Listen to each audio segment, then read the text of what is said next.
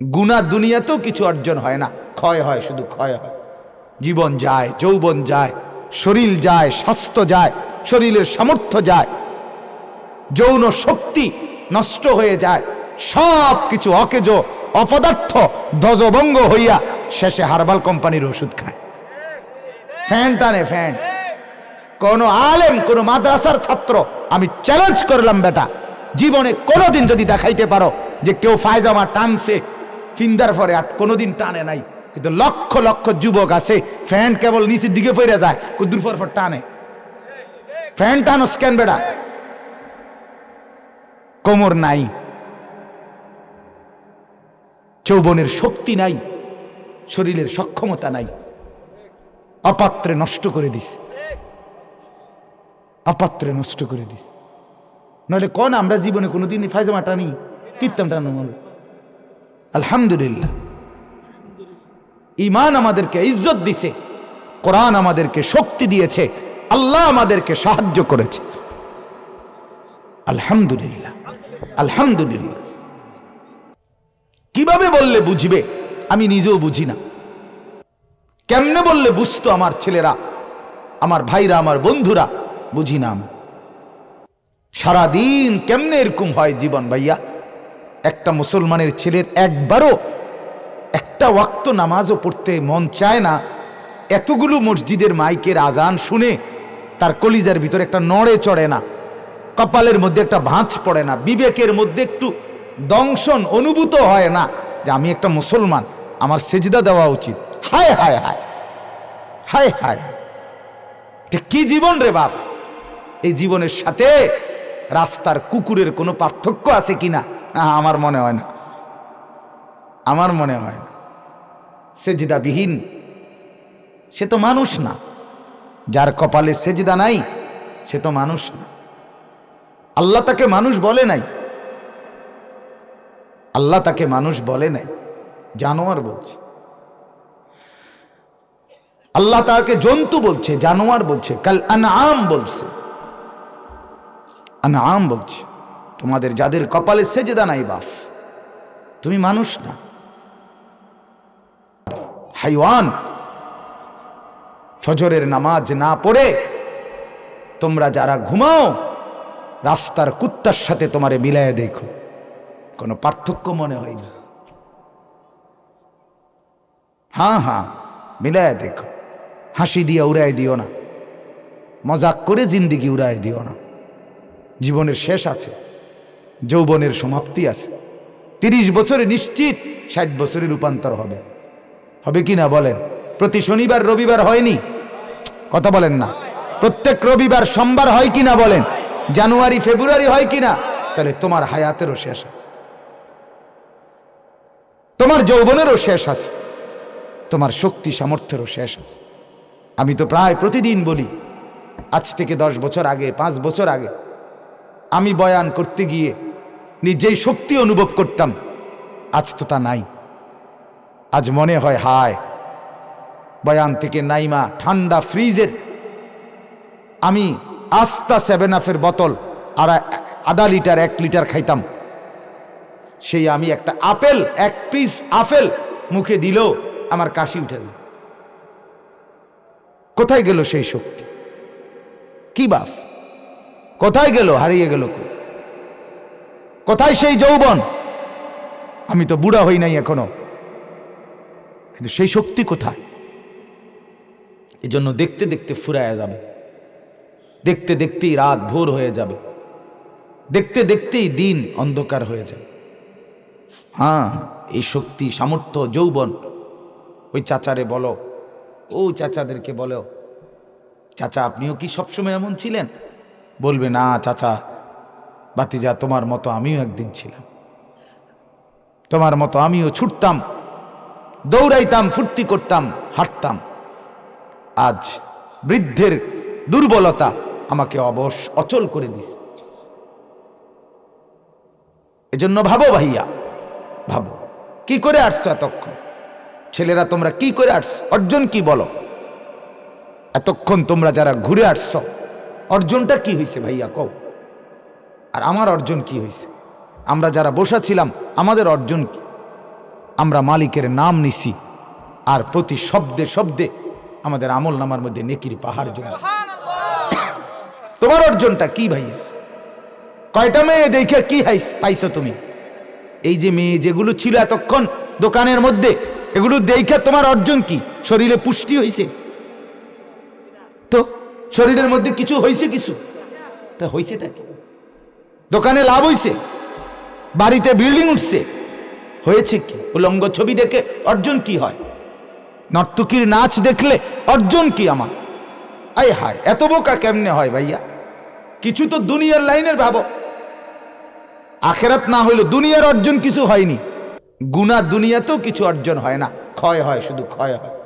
জীবন যায়, যৌবন যায়, শরীর যায়, স্বাস্থ্য যায়, শরীরের সামর্থ্য যায়, যৌন শক্তি নষ্ট হয়ে যায়, সব কিছু অকেজ অপদার্থ ধ্বজভঙ্গ হইয়া শেষে হার্বাল কোম্পানির ওষুধ খায়, ফ্যান টানে ফ্যান।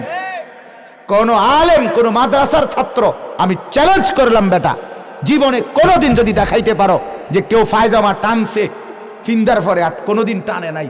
কিন্তু লক্ষ লক্ষ যুবক আছে ফ্যান কেবল নিচের দিকে ফিরে যায়, কুদ্দুর পর টানে। ফ্যান টানো স্ক্যান বেটা, কোমর নাই, যৌবনের শক্তি নাই, শরীরের সক্ষমতা নাই, অপাত্রে নষ্ট করে দিস, অপাত্রে নষ্ট করে দিস। নইলে কোন আমরা জীবনে কোনোদিন ফায়জামা টানি, কীর্তন টানো? আলহামদুলিল্লাহ, ঈমান আমাদেরকে ইজ্জত দিছে, কোরআন আমাদেরকে শক্তি দিয়েছে, আল্লাহ আমাদেরকে সাহায্য করেছে। আলহামদুলিল্লাহ, আলহামদুলিল্লাহ। দুনিয়ার সুখও মিলছে আলহামদুলিল্লাহ। উলামায়ে কেরাম দুনিয়া তো সুখের বাদশাহীর হালাতে আছে, বাদশাহীর হালাতে আছে। বাড়ি তো বিরাট, সম্পদ তো অনেক কিছু, টাকা তো পকেট ভর্তি, স্ত্রী আরেক বেড়ার লগে, মেয়ে আরেক ছেলের সাথে, ছেলে আরেক মেয়ের সাথে, প্রত্যেকেই নিজের মতো। এটা সুখ? এমন ব্যক্তির বাড়ি যদি 10টা থাকে লাভ কি? কথা বলেন, বলে?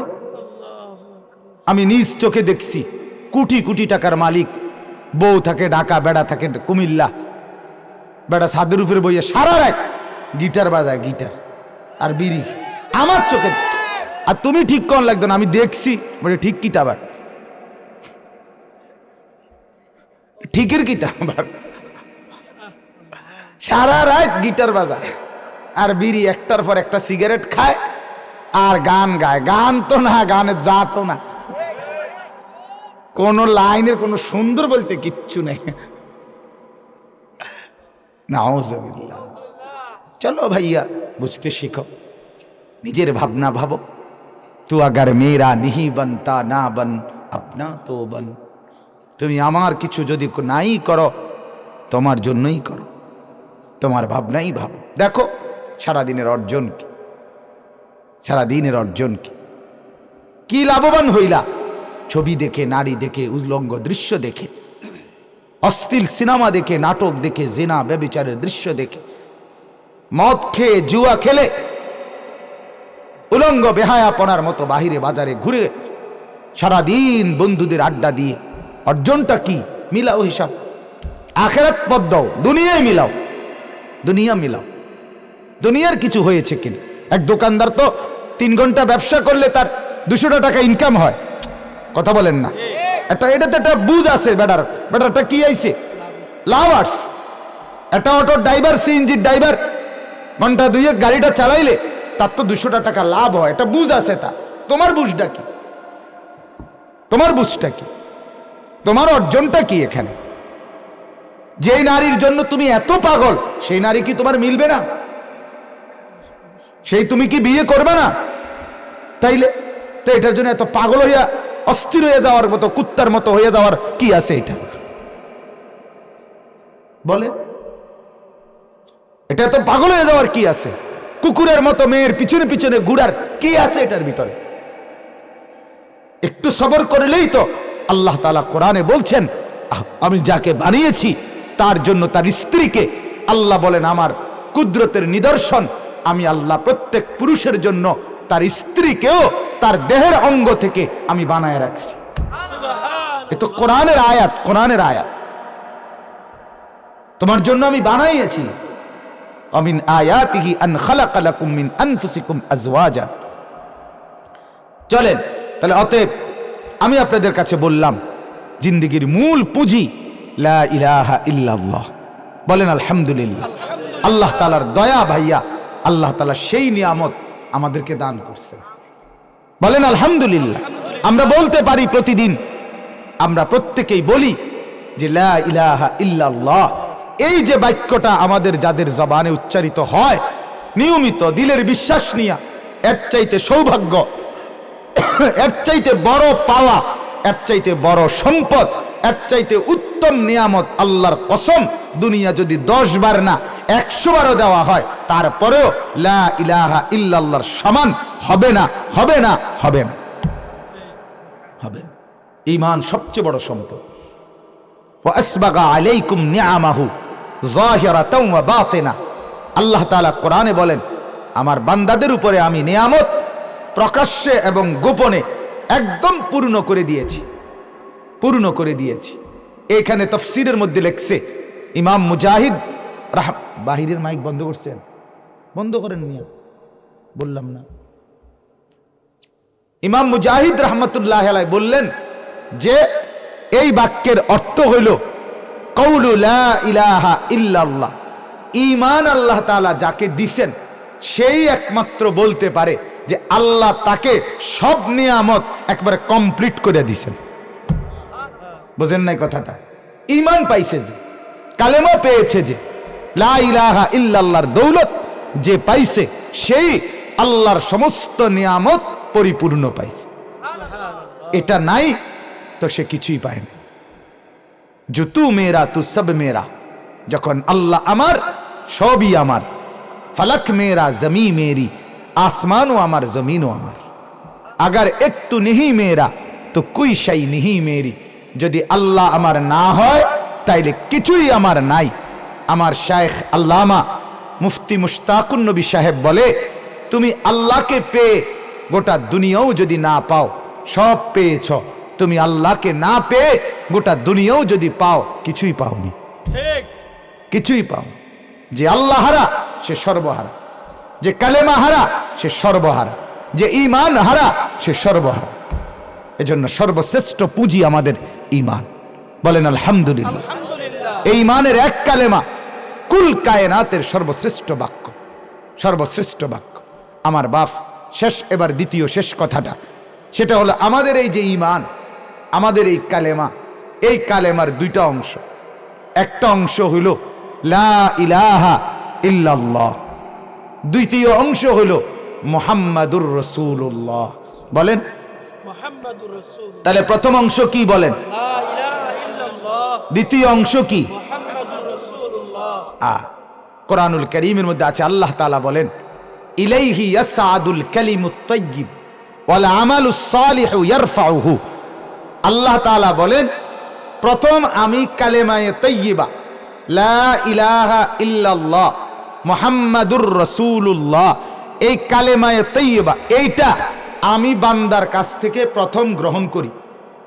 কথা বুঝছেন কিনা? প্রথম আল্লাহ বলেন আমি এটা আগে নেই, এরপরে ওয়াল আমালুস সালিহু ইয়ারফাউহু, এরপরে যেই কোনো মাশাআল্লাহ দেখছেন এক ছোট বাচ্চা পড়ছে লা ইলাহা ইল্লাল্লাহ, আল্লাহ তাকে বরকত দান করে। একটা মজার কথা শোনেন, নবীজি সাল্লাল্লাহু আলাইহি সাল্লামের জামানায় একবার নবীজি এক যুদ্ধের ময়দান থেকে ফিরে আসতেছিলেন, আজানের ওয়াক্ত হয়েছে, নামাজের ওয়াক্ত হয়েছে। তো নবীজি ওইখানেই মাঝপথে রাস্তায় একটি কাফেরদের পল্লী এলাকা, তো এদের এলাকার পাশে থাইমা আল্লাহর নবী বলছেন আজান দাও, নামাজ পড়বে এখানে। তখন আল্লাহর নবী সাল্লাল্লাহু আলাইহি ওয়াসাল্লামের সাহাবী আজান দিচ্ছিলেন। তখন ওইখানেই কাফেরদের কতগুলো বাচ্চা ছোট ছোট 10-12 বছরের ছেলে এরা খেলতেছিল কাছাকাছি।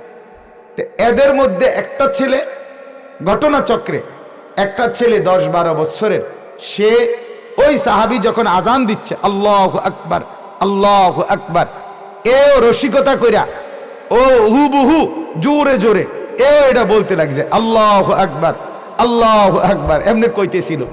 নবীজি সাল্লাল্লাহু আলাইহি ওয়াসাল্লাম, আমি নিজে এই হাদিস পড়ছি পড়াইছি, নবীজি নিজে সাহাবীদেরকে বললেন, ওই যে বাচ্চাটা যে জোর আওয়াজে তাকবীর দিছে, আজানের বাক্যটা বলছে, ওটা কে নিও।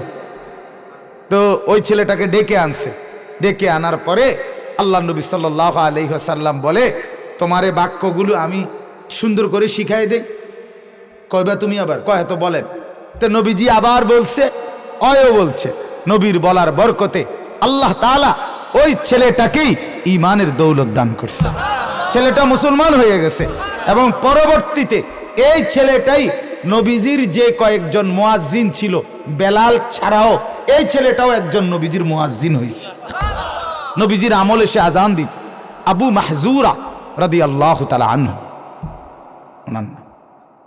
এই জন্য মনে হলো ওই ছেলের লা ইলাহা ইল্লাল্লাহ শুইনা আল্লাহ তাআলা তো তাকেও ঈমানের এই বাক্য উচ্চারণ করার তৌফিক দান করছে।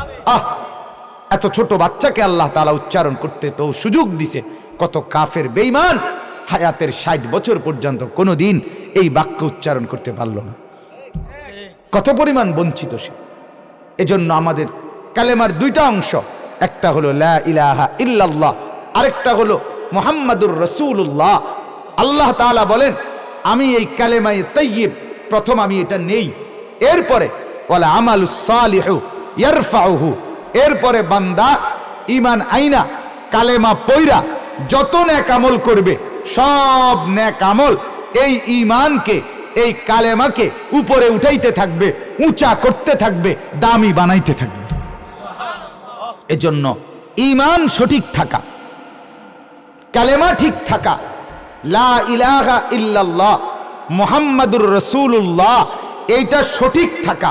আপনি কালেমা বোঝেন কিনা, ঈমান বোঝেন কিনা, আকীদা বোঝেন কিনা, রাসূলুল্লাহর ব্যাপারে আপনার আকীদা কি হওয়া উচিত, আল্লাহর ব্যাপারে আপনার আকীদা কি হওয়া উচিত, নবীজির মর্যাদা আপনি কি বুঝা উচিত, নবীজির আপনার কাছে চাহিদা কি, আল্লাহ আপনার কাছে চান কি, লা ইলাহা ইল্লাল্লাহ আপনার কাছে কি দাবি করে, মুহাম্মাদুর রাসূলুল্লাহ আপনার কাছে কি দাবি করে, আল্লাহর কসম এটা বুঝা, এটা মানা, এটা জীবনে গ্রহণ করা, এর ভিত্তিতে আপনার সমস্ত নেক আমলের দাম বাড়া।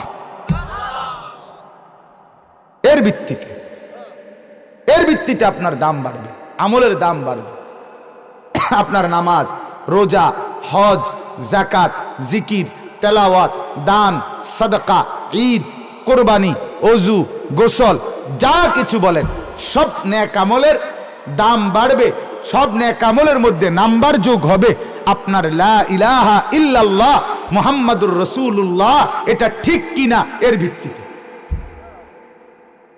ভিত্তিতে। এজন্য ঈমান, আল্লাহর প্রতি তাওহীদ এবং রাসূলুল্লাহর রিসালাত, এটা পূর্ণ বুঝে নাও, খুব জরুরি। আমি এক কথাই শুধু বলি আপনাকে, একটা হলো আমাদের পাকিস্তানের একজন বড় বুজুর্গ আলেম হযরত মাওলানা তারেক জামিল সাহেব দামাত বারাকাতুহুম বলছেন এই কথা, যে লা ইলাহা ইল্লাল্লাহ বান্দার অন্তরে, বান্দার দিলের ভিতরে গভীরভাবে রোপণ হবে, মুহাম্মাদুর রাসূলুল্লাহ ডালপালার মতো বান্দার সারা দেহে ছড়িয়ে পড়বে। এটা হলো মূল দাবি। অন্তরে মজবুত হবে, অন্তরে গাড়বে, শেকড়ের মতো আপনার গভীর নিচের দিকে যাবে, দিলের ভেতরে ঢুকবে লা ইলাহা ইল্লাল্লাহ আর মুহাম্মাদুর রাসূলুল্লাহ সারা দেহে আপনার ছড়িয়ে পড়বে।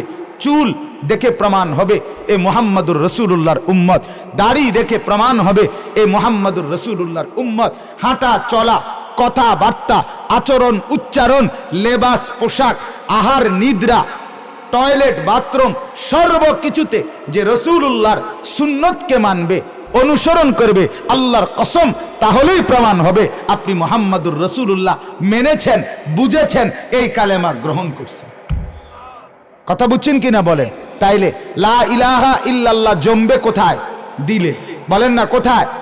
মুহাম্মাদুর রাসূলুল্লাহ প্রকাশিত হবে কোথায়? সারা অঙ্গে। সারা অঙ্গে সারা দেহে আল্লাহ তাআলা এই জন্য দিছেন। কেন মুহাম্মদকে দিছেন সাল্লাল্লাহু আলাইহি ওয়াসাল্লাম? কেন নবীকে দিলেন? কেন নবীকে?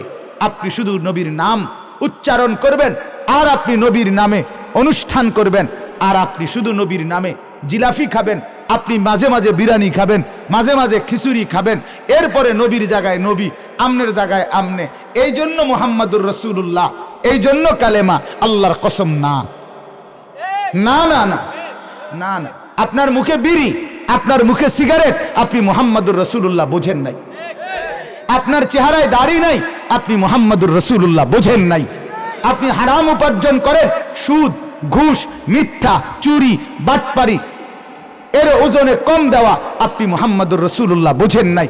আপনার ঘরে আজকে 30 বছর টেলিভিশন চলে, নাচ গান, নর্তকীর ছবি, আপনার স্ত্রী কন্যা, ছেলে মেয়ে, নাতি নাতনি দেখে, বিশ্বাস করেন আপনি মুহাম্মাদুর রাসূলুল্লাহ চেনেনও নাই, বোঝেনও নাই, মানেনও নাই। আপনি মিথ্যুক, আপনি মিথ্যুক। গায়ের জোরে নবী প্রেমিক দাবি করলে হয় না বাপ, গায়ের জোরে হয় না বাপ। রাসূলুল্লাহর আশেক, নবীর আশেক, আপনি স্পষ্ট করেন আপনি নবীর আশেক না জিলাফির আশেক, আপনি ক্লিয়ার করেন। আপনি আমার দলের দরকার নাই, না না, আপনি আমনের দলে থান, আপনি আমনের তরিকা লইয়াই থাকেন, কোনো অসুবিধা নাই, কিন্তু আপনি স্পষ্ট প্রমাণ করেন বিড়ি মুখে নবীর আশেক কেমনে হয়, আপনি বুঝাই দেন। কথা কোন একজন দাঁড়ায়, এখন কথা বলেন না, বলতে পারবেন একজন যে বিড়ি মুখে যে ব্যক্তি বিড়ি খায়, সিগারেট খায় সারা জীবন, সে নবীর আশেক, এটা কেমনে হবে? কথা বলেন, কিভাবে হবে? সে বুঝাই দেখ। সে তর্কের দরকার কি, কাজ্জার দরকার কি, হ্যাঁ, মারামারির দরকার কি, সুন্নি ওয়াহাবির দরকার কি? তুমি নবীর প্রেমিক, বুঝাই দাও। দাড়িবিহীন চেহারা, ক্লিন শেভওয়ালা চেহারা, তুমি রসুলের প্রেমিক, এটা কোন যুক্তিতে আপনি বলেন? 30 বছরে আপনার জীবনে মেসওয়াক আপনার কপালে জোটে না, আপনি মেসওয়াক করেন না, আপনি রসুল প্রেমিক কিভাবে? কিভাবে বলেন? কিভাবে বলেন? বুঝতে শিখেন, অতএব বুঝতে শিখেন, আল্লাহকে ঠিকভাবে চেনেন, রাসূলুল্লাহ সাল্লাল্লাহু আলাইহি ওয়াসাল্লামকে অনুসরণের মাধ্যমে, ইত্তেবার মাধ্যমে মহব্বত করেন, তাইলে কালেমার হক আদায় হবে, তাইলে ঈমানের হক আদায় হবে। ঈমান কিন্তু দুইটা। ঈমান কয়টা? আল্লাহকে মেনে নেওয়া, রাসূলুল্লাহকে মেনে নেওয়া। দুটোটাই ঈমান কিনা বলেন না? দুটোটাই ঈমান, দুটোটাই। অতএব আল্লাহকে মানবেন আল্লাহ তাআলা যেভাবে বলেছেন, রাসূলুল্লাহকে মানবেন রাসূলুল্লাহ যেভাবে বলেছেন। আল্লাহ নবী সাল্লাল্লাহু আলাইহি ওয়াসাল্লাম বলেন, যে ব্যক্তি আমার সুন্নতের অনুসরণ করে সেই আমাকে ভালোবাসে। এত এত পরিষ্কার বলার পর, মান আহাব্বা সুন্নতি ফাকাদ আহাব্বানি, এভাবে বলার পরেও আমনে যদি বুঝে না আসে, কেন বুঝে আসবে না কেন? অতএব আমার কথা শেষ, দয়া করে আজকে যেই বাক্য আমি পড়লাম, লা ইলাহা ইল্লাল্লাহ, এটাই আমাদের মূল পুঁজি, ঠিক কিনা বলেন না? অতএব সর্বাত্মক চেষ্টা করা, আমার ঈমান যেন ছুটে না যায়। দুনিয়া কম পাইলাম বাপ, ভাত একবেলা কম খাইলাম, বাড়ি করতে না পারলাম, কেউ বিল্ডিং করলো, আমি টিনের ঘরে বানাইলাম, আমি সনের ঘরে বানাইলাম, আমার অর্থ সম্পদ কমই হইল, কিন্তু ঈমান যেন থাকে। কি যেন থাকে বলেন না? ঈমান যেন থাকে, এটাই আমার মূল পুঁজি। লা ইলাহা ইল্লাল্লাহ মুহাম্মাদুর রাসূলুল্লাহ, এই পুঁজি যেন আমি কলিজায় নিয়া, জবানে নিয়া, সারা দেহে নিয়া কবরে যাইতে পারি, তাইলে আমার কবরও সুন্দর, আখিরাতও সুন্দর, জান্নাতও সুন্দর। আল্লাহ তাআলা আমাদের সবাইকে বুঝা মানার তৌফিক দান করেন। একটা ছোট্ট অনুরোধ, এখানে যেই ছেলেরা বসছো বাপ, তোমরা সবাই মুসলমানের বাচ্চা, মুসলমানের ছেলে বাপ, তোমাদের মা মুসলমান, তোমাদের বাপ মুসলমান, তুমি জন্মের পরে তোমারে আজান দিয়া তোমারে আল্লাহর নাম শুনাইছিল। অতএব দয়া করে এখন নামাজের বিরতি, আজান হবে, আল্লাহর ওয়াস্তে তুমি মুসলমানের বাচ্চা হইলে কেউ এদিক সেদিক দোকানে পাটে যাইও না বাপ। নামাজ অজু করে মসজিদের মধ্যে ঢোকো, প্রমাণ করো তুমি মুসলমানের সন্তান।